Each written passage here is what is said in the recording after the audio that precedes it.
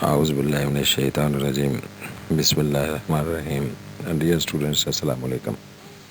Welcome to our next session on Songs of Myself. This is a critical evaluation of this song, a part of Leaves of Grass, included in our syllabus. Dear students, Song of Myself. Surely the longest poem in Leaves of Grass is a joyous celebration of the human self in its most expanded, spontaneous, self sufficient, and all embracing state, as it observes and interacts with everything in creation and ranges freely over time and space. The bard of the poem, speaking in the oracular tones of the prophet, affirms the divinity and sacredness of the entire universe, including the human body, and then he asserts that no part of the universe is separate from himself. He flows into all things and is all things himself. This is the amalgam of the persona with the universe. Walt Whitman's Song of Myself, published in 1855, modernizes the vision of a powerful American poet on human universal self and individual identity, bringing human self onto the level of a universal human self. Its poetic identity and self are presented in a fresh, condensed discourse directly related to the realities of the American people. Poetically, Whitman captures the sight and soul of the cosmopolitan self and defines his nation as his own self by referring to daily life ideals and rituals using a new surprising poetic way. Song also explores how Whitman adapts a poetic motif of metamorphosis by using the image of nature and society as two driving forces for his transformation. It presents intimacy in self expression and privacy in association with the relationships with modern humans in various aspects of life. Moreover, Song presents a set of most prominent features of Whitman's poetics: the open form of rivers, prose like language, and musicality, all of which are derived from the language of everyday speech with a sort of internal harmony. In this light, Joseph Armengol argues that Whitman is a newborn American hero, qualified with American ideological values of independence, autonomy, individualism, and self sufficiency. The I of the poem is quite clearly, then, not the everyday self, the small, limited personal ego that is unique and different from all other selves. Rather, the persona who speaks out in such bold terms is the human self, experiencing its own transcendental nature, silently witnessing all the turbulent activity of the world while itself remaining detached, apart from the pulling and hauling stands what I am, both in and out of the game, and watching and wondering at it. This I is immortal and persists through numberless human generations and through all the changing cycles of creation and destruction in the universe. It cannot be measured or circumscribed. It is blissful, joyful, serenely content with itself, and needs nothing beyond or outside itself for its own fulfillment. In Song of Myself, this large self continually floods into and interpenetrates the small personal self, including the physical body, and becomes one with it. It is this union of the absolute self with the relative self that allows the persona of the poem to express such spontaneous delight in the simple experience of being alive in the flesh. I loaf and invite my soul. I lean and loaf at my ease, observing a spear of summer grass, announces the persona in the very first section of the poem. This is a state of being that doesn't have to perform any actions to experience fulfillment. It simply enjoys being what it is. I exist as I am. That is enough. If no other in the world be aware, I sit content. And if each and all be aware, I sit content.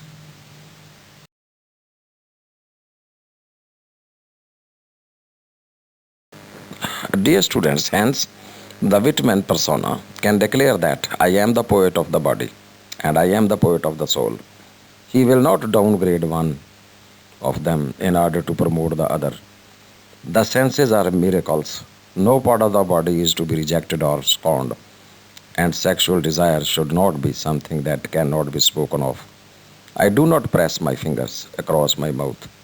I keep as delicate around the balls as around the head and heart. Copulation is no more rank to me than death is.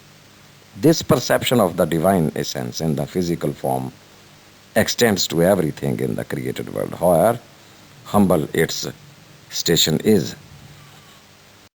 Then, heightened perception such as this also extends to other human beings, all of whom are viewed as equally divine by the persona of the poem. It is this conviction of the shared divinity of the self that enables the persona repeatedly to identify and empathize with other human beings. In the worldview of the persona, humankind and nature interpenetrate each other in the most intimate way. The cycle of death, rebirth, and transformation is endless and unfathomable and is continuous. The grass may, the persona muses, be made from the breasts of young men or from the hair of old people. He bequeaths himself to the earth and counsels the curious reader to look for him under the boot soles. The self is immortal, yet it will also go through many transformations. No doubt I have died myself 10,000 times before. Similarly, the universe is complete and perfect at every moment, yet it is also perpetually flowing onward in dynamic transformation and evolution. Finally, the self merges with everything in the world, yet it also stands aloof and apart from the world. Paradoxes such as this cannot be rationally explained, but they can. The persona would argue be spontaneously lived through. The Whitman persona records a significant moment when the transcendent soul seemed to descend and envelop him in an intense, almost sexual embrace, as a result of which swiftly arose and spread around me the peace and knowledge that pass all the argument of the earth. He then knows, as an immediate fact of awareness, that his own spirit is a brother of the Spirit of God, that all mankind are his brothers and sisters, and that the whole universe is bound together by love. Through his frequent, deliberate poetic use of I, Whitman shows his inflated and unstable self that requires remedy. I am there, I help, I came, stretched atop of the load, I felt its soft jolts. I jumped from the cross beams and seized the clover and Timothy. The dominating poetic I represents the human self, where the poet shows his love for the soldier, the common man, the working man, and the men he considered the real heroes of America. Whitley has observed about this deliberate use of I by Walt Whitman. Whitman repeats I in his finite mind of the eternal act of creation in the infinite I, as Layman observes. Thus, the poet's inner soul and self are recovered after being fragmented due to the wars, conflicts, disputes, and battles, politically, socially, religiously, and intellectually. Again, once the soul is awakened, the poet's self becomes universal, the far off depth and height reflecting my own face. This the thoughtful merge of myself and the outlet again. Here the poet states the maneuver in which universality makes him a part of everyone and hopes to identify with other stable selves and tranquil souls, as Greenspan observes. Dear students, Lehman observes again that the song embodies a web of condensed and displaced images of Whitman's self, fragmented but hopeful to change for better. Being self fragmented and confused, Whitman experiences a state of being apart, watchful, detached, amused, complacent, compassionating, idle, unitary, a thing that arouses his national and human intimacy to change negative feelings in reality through poetry. My dear students, thus, his poetic cognitive self develops in vision and thinking. Apparently, one can notice the main three themes as mentioned in the poem: the idea of the self, the identification of the self with other selves, and the poet's relationship with the elements of nature and the universe. Whitman describes his true inner self shining through as the song of me rising from bed and meeting the sun. Thus, the poetic self comprises various ideas, expressions, psychological states, and spiritual insights. The self is the spiritual entity that Whitman reshapes in it, a permanent form through a set of logical ideas and realistic experiences. Admittedly, Whitman has a ramified self that may include other human selves who share with him similar confusion, fragmentation, uncertainty, disappointment, and disorientation that characterize modern man's case. In this respect, Whitman embodies the human self and soul that make other selves attainable and unified. The aftermaths of wars certainly cause psychological, social, and cultural changes. The result is a fragmented human self, unable to tolerate such breakdown of the moral and spiritual systems. Dear students, Robert C. Sickles argues in this regard that Whitman's poetic and realistic observations underlie a basic motivation to provide a model for those wishing to engage in a similar activity of transcendence on human divided self. Whitman's poetic soul is both a single or public soul bearing a flavor of a universal one, a soul that transcends from egotistical existence to a more sublime and expansive existence, displacing itself from the contracting to the expansive, as Bagheera observes. Whitman composes song in the light of his dreams and anxieties within the political and cultural context of his age, as Whitley has observed. Whitman tries to reconcile his own self with the contemporary social and political habits of his society after experiencing a state of fragmentation and instability. Whitman poetically tries to set up his inspired autonomous self in order to reconcile what he had so absolutely divided, as Pires observes. Accordingly, Whitman poeticizes song to present his ideas that may dramatically overstep tough and fossilized mentalities and mistaken insights of modern societies. Modern man, seen in Whitman's poetic vision, is divided between the external and the internal conflicts, between the sickness of one of my folks or of myself or depressions or exaltations. The result is a lot of depression, estrangement, and fragmentation of the human self that is exposed to wars and battles, their horrors and pains. Consequently, the poetically newborn self embodies relevant thoughts, experiences, psychological reactions, and spiritual beliefs. Both land and water form a duality symbolic of the physical and spiritual, body and soul, life and death. Dear students, thus we may say that Whitman sets forth a revolutionary religious doctrine as a defense mechanism against his deep feelings of suppression, depression, confusion, and estrangement.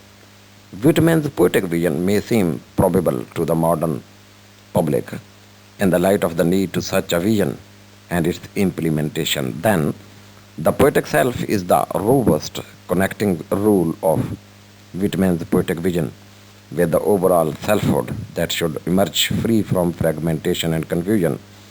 Whitman shows full awareness of the integration of the body and soul that seeks establishing balance among various aspects of his culture through his poetics. Again, Whitman asserts human self identity in its modernized structure.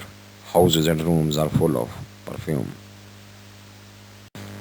Here, the poetic and indicative image of perfume is a symbol of other human individual selves, and the atmosphere around signifies the universal collective self. Human identity enters a new domain of representation, aesthetically delimited by the self's referentiality to nature's embodiments of the good, the bad, and the ugly, which also function as boundaries of the Whitmanian Edenic space. Richard Bach describes the song as a true song of the human self, which expresses the poetic self that belongs to a religious era that was not achieved so far. And besides, the song suggests the poet's selfhood as an intense sense of individuality, in which his inflated self, confused and divided, seeks resolution and catharsis in human unity and solidarity. Seemingly, Whitman's self is a microcosm of all humanity. The poet's self and its fragments and passions play a crucial role in reshaping his human self in its universal context. Ezra Greenspan mentions a number of factors that help shape Whitman's poetic mentality and scope. They include civil war, racism, internationalism, populism, slavery, reconstruction, transcendentalism, Victorian ideals, and enlightened thinking, which form Whitman's individual self. This poetics turns the whole poem into a festive epic that integrates the cosmic with the individual and melts the realistic contradictions in one crucible. He creates a transpersonal self out of both the individual self and the universal one, where the individual self is one with the cosmic whole. Cognitively, Whitman delivers self as a profound cosmic one, which James E. Miller views as an ideal self. Thus, Whitman's poetic quest is to find a unified self, where the body is fused with the soul. Introjecting attitudes on body and soul is a deliberate poetic way that Whitman employs to poeticize his ideas of spirituality. Heaven is displaced and condensed with hell indeed. This hilarious poetic tone is self consciously expressed in this song of myself. Whitman keeps focusing on the theme of the equality of body and soul and ways of rescuing the body from its inferior status, by which he can escape daily pains, sufferings, and depressions. Clearly, Whitman's poetic ideas assert the significance of human unity as the ultimate tool of purification and purgation of human sins, conflicts, dissatisfactions, confusions, alienations, and solitude. This is why Whitman grants great importance and attention to the unity of human souls and the fellowship of all human beings, regardless of race, rank, and gender. It is his poetic career to cure the divided selves and souls and unify them into one universal one.